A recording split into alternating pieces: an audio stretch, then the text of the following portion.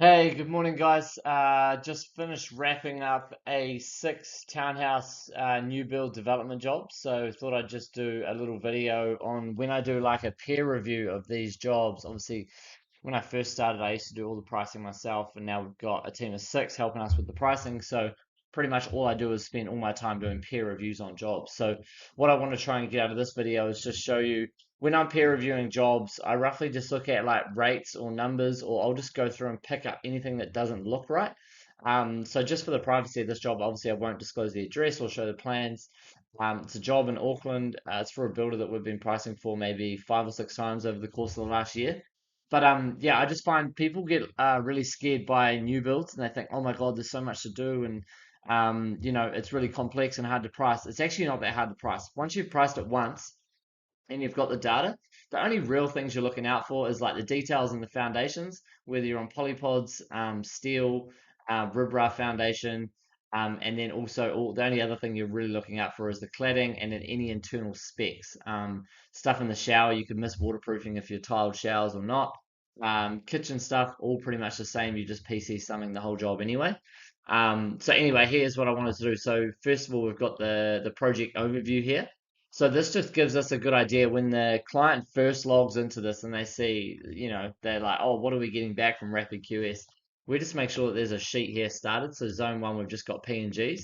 That's all of our components here. So zone one, we'll go through the site setup. We always put a sum in there. People question that, and I'm like, someone's got to do a site visit. Someone's got to go back home, open up the plans. Someone's got to have a look. Someone's got to coordinate something, go and meet the client again on site. And when you first set up on site for the day, and six of your boys rock up and everyone rocks up, you've got to bill for that time. So you might spend an easy, 5 to 10 hours there, easy. And if we just put you in at $100 an hour, there's $1,000 sum. Site signage, good for marketing, good for advertising. Let people know you're there. Wax some pegs in the ground. Put a sign up. Everyone knows site signage is important. Project management will estimate 36 weeks working there for builders on site. So a project manager at 6 hours a week could bump that up, could put that less, but we always just go for like a mid range, and then they can change it. Portaloo, $100 a week, 36 weeks. Health and safety, site security fencing, vehicle delivery charges. That'll be like your Bunnings, placemakers, carters delivering frames, jib, insulation, finishings, windows. Windows, they might be included in that price, but yeah, we always make a few allowances there. Skip bins general, this varies around the country. I know down in Queenstown they're up around $500. Please correct me if I'm wrong. Auckland is around 365. That's probably some of the cheapest bins you'll get. Hard fill bins, that needs to go up. 3 bins there. There's not too much hard fill stuff, maybe just when you're doing the foundations. Per unit constant, we've just got an allowance for small tools and consumables. That's always important. Builders are always buying saw blades, knife blades. You can wrap that up for maintenance on cars as well. Allowance for material deliveries into site. That's always another one. You might have to get a high ab on site, deliver the frame, the trusses on a second story. We always put our scaffolding in there in PNGs. We don't really put that down as a sub trade. So pretty much there we go. That was for 6 units, coming in at a total cost there of $154,000. So if you were to put that a percentage per build, 154 divided by 6, $25,000 per unit.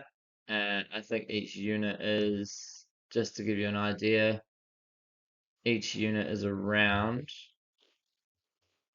sorry, 58 square meters. So to give you a ballpark on PNGs, $458 a square meter for PNG per unit. So that's where that's made up from. When we go through into foundations here as well, so that's in that project overview. So we've got $130,000 there. So I always make sure that we're going through. Brennan, can you just cut this bit out? It's not 130,000, it's 158. I'll start again now.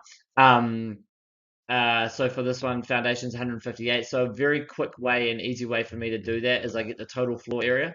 So I go back to the project overview and go 297.5, and I'll get my total cost here. So my total foundation cost should be sitting in at around 158. So if I go 158 by 297, I know roughly I should be sitting around 500 to 550 a square. So we've got $530 a square meter. So I'm pretty happy with that. Okay. Labor there. So we're pretty much allowed 256 hours. Pretty much it'll be like a week for sort of 4 guys to get the whole slab ready to go. There's all the material components broken down there, 54K. Install and place U3 desired concrete, 175 bucks a meter, 279 squares, 56,000. Unit 1 when we go into labor, so this is just for unit 1 is a little bit different. Unit 2, 3, and 4 have the intertenancy walls in between. So those are the ones where we've linked them all together and they're the same unit, and then 5 and 6 are different as well. So once again, we'll go back to project overview, check out unit 1. That's the cost for unit 1, 318,000. We'll just check out the labor. So we've got 610 hours. That's 65. That's $45,000. So if we go 45 divided by, I think it was, yeah, upper floor and ground floor. So 49 and 58. So we've got 108. It's around about $416 a square meter plus GST to do labor only. So that's for the contract builder, obviously. Obviously, if you're a labor only crew, you'd probably only be getting 300, 350 for that. That's in the Auckland area anyway. But we just go through and, there's always an allowance for toolbox, dailies, frames, trusses, upper floor frames, framing hardware, beams and lintels, 118 bucks. So pretty much just allow 2 weeks. A week for 2 guys, a week and 2 guys, because you'll stand the bottom floor frames in a day. Probably do the mid floor in 2, top floor frames in a day, trusses in half a day, ready for roof. We usually put this down in sub trades, but we've just done it with builders here, just to infill with concrete. Could save costs on meter rate. Aluminium joinery, 13 units, 26 hours. Pretty much just a day for 2 guys, a day and a half for 2 guys to install, and then you've got all your flashings, etc. on the side. Yeah, so overall, yeah, labor is one for townhouses. It's pretty rinse and repeat, these 90 square meter units. Materials, we've just got the whole component broken down here. That's for all our bathroom stuff, staircases, frame and truss, purlins, cladding. So if we were to look at a rate there and go 120 divided by 108, which is the square meter of the unit, sitting at $1,000 a square meter for all the materials there. So that's obviously a big cost for those units as well. So per unit, we're sort of looking at around 4,200 a square meter. So you can see how we've broken it up with P&G being about 500, foundations being about 500, materials being about 1,000, and now the subtrades is where we kind of really ramp it up. So $152,000 on subtrades. 152,000 divided by 108, the size of one unit, there's 1,400 there. So subtrades, whenever I'm doing a peer review, I just come in and check the sort of the big key items. Garage doors, 2.2K. This one, there was a bit of an issue. The tiling was at like 125 a square meter, so I changed that to 200 for supply and install. Standard 15% margin over everything. Roofing was 125. I did notice it wasn't at 95, but I'll always crank it up to give the contractor room for movement. I want to make sure that when we're tendering for other people or you're tendering for your own job, you want to make sure that you're coming in higher, if you can. You want to have negotiation room. You don't want to be thinking, oh yeah, I've just spent 2 months winning this project and now I've got to do it on a real tight budget. That's horrible. Exterior aluminium joinery, 13 units at 2.2K per unit. Aircon units, just a random sum there of $4,000. That's just internal data we have. Jib stopping, painting, external painting cladding, 65 for external, 55 for internal, 30 bucks for plastering. So total decorating bill of $30,000. Tiling, floor tanking, waterproofing, etc. 250 a square. That's just for the bathroom areas there. So that was for unit 1. 2, 3, and 4 are pretty much all the same. That's just for 3 units. So we've kind of just copy and pasted that unit, gone through, added in the intertenancy walls here, internals. Um, so that's what we've done with that job there. Times that by 3 essentially. Unit 5's on its own. There was a bit of changes, but overall, when I'm checking these units, I'm just going through and making sure that our labor is enough on every single one.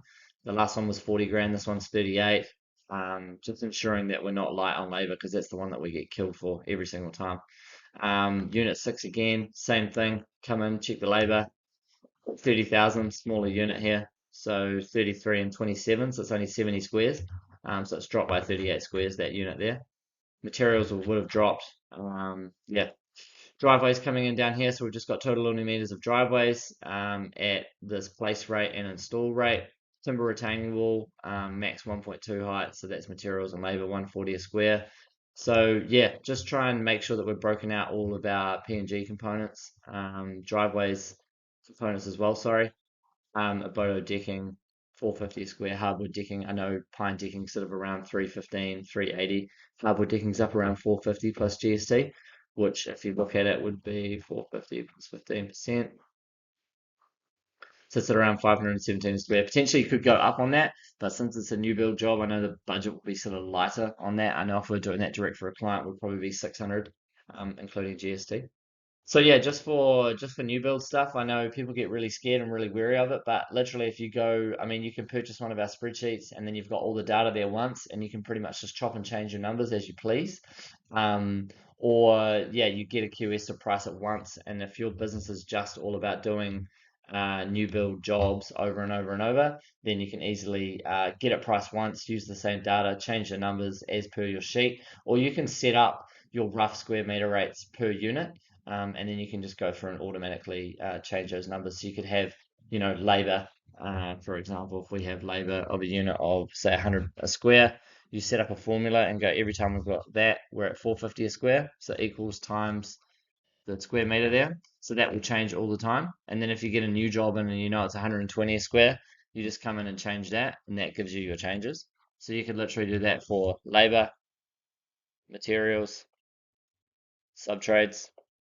So if your units are all 90, cool, and you know your materials are 1100, subbies are 1200, cool, and then you copy and drag that.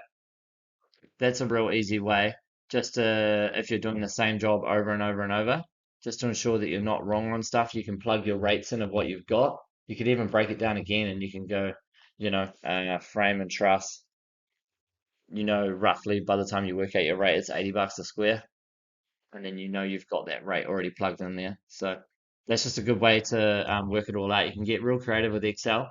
I know a lot of guys don't want to get creative with Excel, and they're just the builders that are really good at building, which is absolutely fine.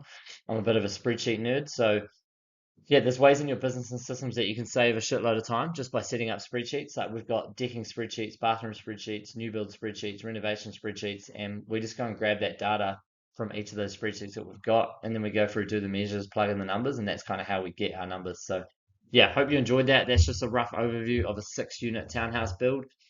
Reach out if you have any questions, leave any comments down below. But yeah, I appreciate it. Thank you very much.